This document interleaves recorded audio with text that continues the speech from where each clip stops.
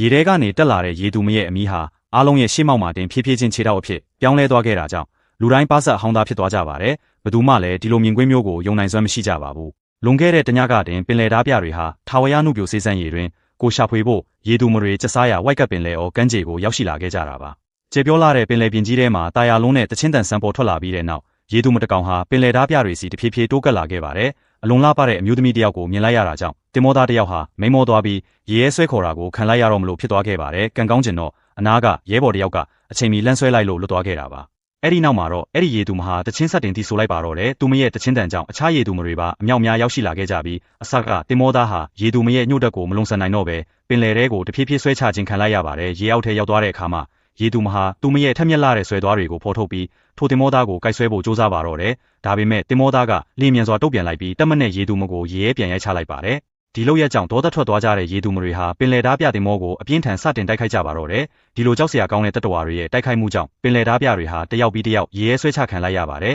။ဒါကိုမြင်လိုက်ရတဲ့ပင်လယ်ဓားပြခေါင်းဆောင်မုတ်စိတ်နဲ့ကရေသူမတွေကိုကမ်းခြေလက်စီမောင်းထုတ်ဖို့ရန်ပေါ်အုံးတွေတုံးဖို့ချက်ချင်းအမိန့်ပေးလိုက်ပါတယ်။ဒါပေမဲ့သူတို့ကြိုတင်ပြင်ဆင်ထားတဲ့ပိုက်ကုံကလုံးဝအသုံးမဝင်ခဲ့ပါဘူး။ပိုက်ကုံကိုဆွဲထားတဲ့တင်မောသားတွေပါရေထဲကိုတယောက်ပြီးတယောက်ဆွဲချခံခဲ့ရပါတယ်။ရေသူမတွေကမ်းခြေဘက်ကိုပို့ပြီးအစုလိုက်ပြုံလိုက်ကူးခတ်လာချိန်မှာတော့ဂျက်စပယ်ယိုးဟာမိပြတိုက်ပေါ်ကရမ်းဘီလူတွေကိုမိရှို့လိုက်ပြီးပင်လယ်ထဲတိုင်ပင်ထိုးခုန်ချလိုက်ပါတယ်။ပြင်းထန်လာတဲ့ပောက်ကွဲမှုကြီးကြောင့်ရေသူမတအုပ်လုံးလန့်ပြီးထွက်ပြေးသွားကြပေမဲ့မထင်မှတ်ပဲမီးလုံးကြီးတစ်လုံးဟာအောက်မှာရှိနေတဲ့တာသနာပြုလူငယ်လေးစီကိုတဲတဲမတ်မတ်လဲပြိုကျလာခဲ့ပါတယ်။ကံကောင်းစွာနဲ့ရေသူမတကောင်ကလက်လန်းပြီးသူ့ကိုအချိန်မီဆွဲထုတ်ပေးလိုက်ပါတယ်။ဒါပေမဲ့အဲ့ဒီရေသူမဟာရေတိမ်ပိုင်းမှာတောင်တင်ပြီးတက်တောင်ပင်ဖြစ်သွားခဲ့ပါတယ်။တာသနာပြုလူငယ်လေးကတော့ရေသူမကသူ့ကိုပင်လယ်ထဲဆွဲချတော့မယ်ထင်တဲ့ဓာတ်နဲ့အမီးကိုချက်ချင်းစိုက်ထိုးလိုက်ပါတယ်။ဒါဟာမုတ်စိတ်နဲ့အတွက်တော့အဲ့ဒီရေသူမကိုအပိုင်ဖန်ဆီးဖို့အခွင့်အရေးဖြစ်သွားခဲ့တာပါ။နောက်တစ်နေ့ခီးဆက်တဲ့အခါမှာတော့မုတ်စိတ်နဲ့ဟာရေသူမကိုလေလုံနဲ့ဖန်ပေါင်းချောင်ကြီးထဲမှာပိတ်လောင်ထားခဲ့ပါတယ်။ကံကောင်းကျင်တော့ခေတ္တနာချိန်မှာတာသနာပြုလူငယ်လေးဟာရေသူမပုံစံမဟန်နာကိုတတိပြုမိသွားခဲ့ပါတယ်။သူဟာဖန်အုပ်ဆောင်ကိုဖွင့်ပြီးရေသူမကိုလေးဝအောင်ရှူစေခြင်းပေမဲ့